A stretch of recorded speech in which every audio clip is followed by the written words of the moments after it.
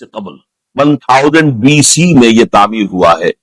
ہیکل جس کو کہتے تھے وہ، اور وہ آج کل ٹیمپل کہتے ہیں، ٹیمپل آف سولومن، یعنی ہیکل سلیمانی یا معبد سلیمان، ہم اسے مسجد اقصی کہیں گے، دور کی مسجد۔ اس کے بعد وہ یہ ہے کہ تقریباً 600 قبل مسیح میں 587 ایگزیکٹلی اس میں اس کو گرا دیا گیا نیبوکڈنیزر نے۔ پھر یہ کہ تقریباً 200 برس کے بعد دوبارہ بنائی گئی اسی جگہ پر، پھر اسے 70 عیسوی میں پھر گرا دیا گیا، وہ آج تک گری پڑی ہے۔ تو جب حضور صلی اللہ علیہ وسلم کو معراج ہوا ہے تو وہاں کوئی عمارت نہیں تھی،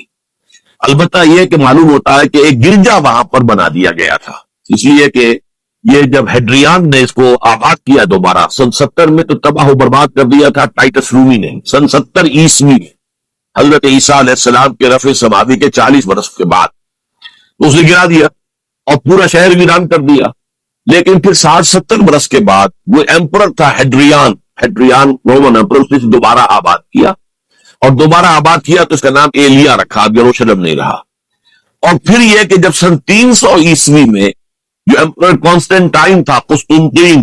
وہ جب عیسائی ہو گیا تو اب یہ پوری مملکت عیسائی ہو گئی، تو پھر وہاں ایک گرجا تعمیر کیا گیا۔ اس گرجا میں حضرت عمر گئے تھے جب انہوں نے ہینڈ اوور کیا ہے حضرت عمر کو وہااں کے عیسائیوں نے، تو جب حضرت عمر اس گرجا کے اندر ہی ابھی تھے، دیکھ رہے تھے جگہ، تو نماز ظہر کا وقت ہو گیا تو حضرت عمر نے فرمایا کہ میرا نماز کا وقت ہے، انہوں نے کہا وہاں کے عیسائیوں نے کہ آپ یہی پڑھ لیا، نہیں اگر میں یہاں پڑھوں گا تو اسے پھر مسلمان مسجد بنا لیں گے، تو باپ باہر گئے اور اس قوت الصخرہ کے اوپر جا کے نماز پڑھی۔ آپ یہ جو اس وقت جو ڈوم نظر آتا ہے یہ ہے وہ چٹان، اور یہ بڑی اس کے اوپر گردہ وردہ پڑا ہوا تھا، کچرا وچرا تھا، اسے صاف کیا اور اس پر آپ نے نماز پڑھی،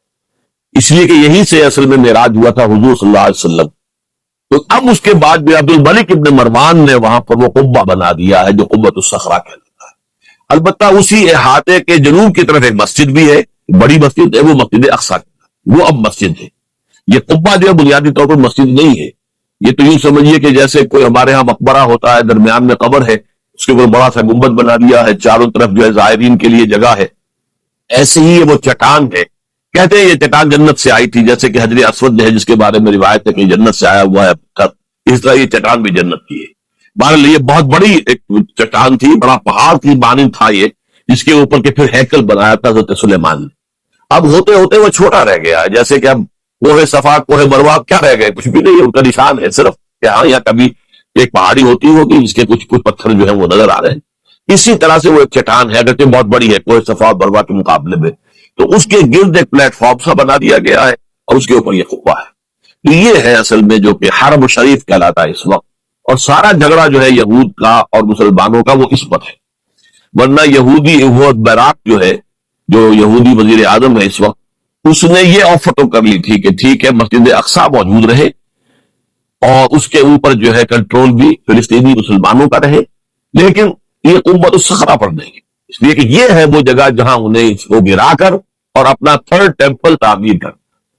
یہ انہوں نے اپنے یہودی جو مذہبی عناصر ہیں انہیں رشوت دے رکھی ہے کہ باقی ہر معاملے میں تم ہمیں اجازت دے دو کہ ہم نے سینائی واپس کر دیا، ٹھیک ہے گولان ہائٹس بھی واپس کر دیں گے شام کو، اور اسی طریقے سے ویسٹ بینک وغیرہ پر ہم ایک فلسطینی ریاست بنا رہے ہیں، تم اس کی اجازت ہمیں دے دو،